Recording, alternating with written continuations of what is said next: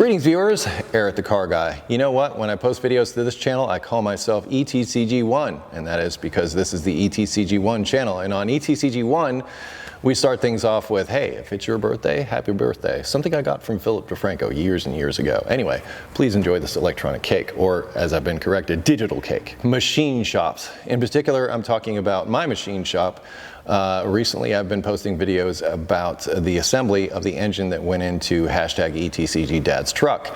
And in the comments, people have been a little less than kind to my machine shop. And granted, some of those things are warranted. I wasn't exactly happy that they didn't replace the freeze plugs like I asked them to, but you can rest assured that the next time I send an engine block to the machine shop, it will not have freeze plugs in it, and they will have no choice but to install new ones. That being said, it was a minor issue in the end, you know, it was just one of those kind of things. But, you know, they were talking about, the commenters were talking about things like dirt inside the engine, and also in the most recent video, the pieces of metal and things that I found in the engine during final assembly. And yes, those things are cause for concern, but Kevin himself said when I picked up the engine, and I also made a video about our conversation of this, check our work, we're human.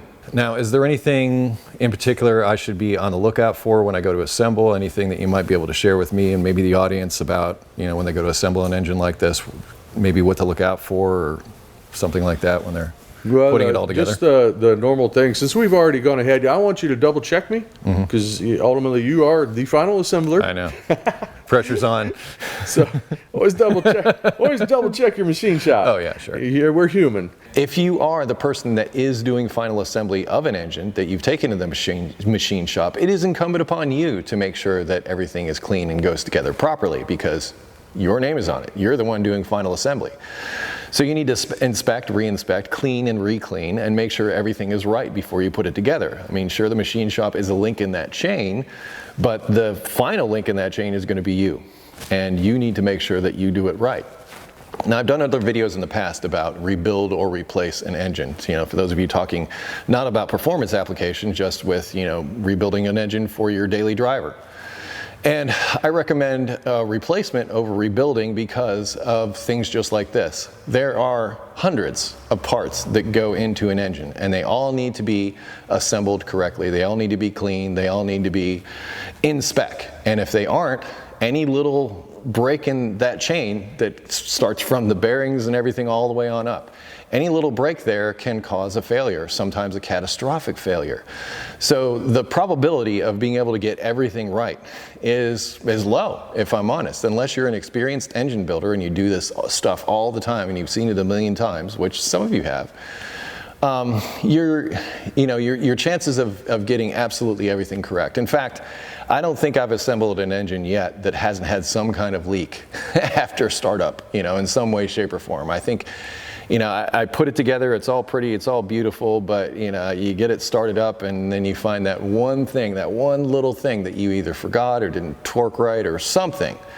And, you know, I'm speaking about my own personal experience, but I wager that a lot of you have had similar experiences, unless you're one of those extremely experienced engine builders. And if you are one of those extremely experienced engine builders, I'm going to wager that you're going to agree with me that you need to check over work that a machine shop does. Machine shops are busy. There's precious few of them, you know, these days. So they are busy. And I'm not saying that that's an excuse for anything that they may or may not miss. But once again, if you're doing final assembly, it's on you to make sure it's right. And that's what I tried to do. And the fact that I found all those things and eliminated those bits of metal, dirt, or whatever before that engine was assembled means that I did what I was supposed to do during final assembly. So I'm going to close this one out because sitting like this is kind of making my back hurt. But that being said, I mean, what experiences have you had with machine shops? Have you, found catastrophically bad things that they did, or do you have an excellent machine shop that you love taking stuff to? I love learning about your experiences down in the comments, so feel free to comment down below.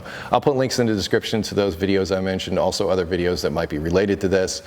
In particular, watch the one where I pick up the engine. It's not that long, and I'm talking to Kevin himself, and he says, like I said, check out for his work.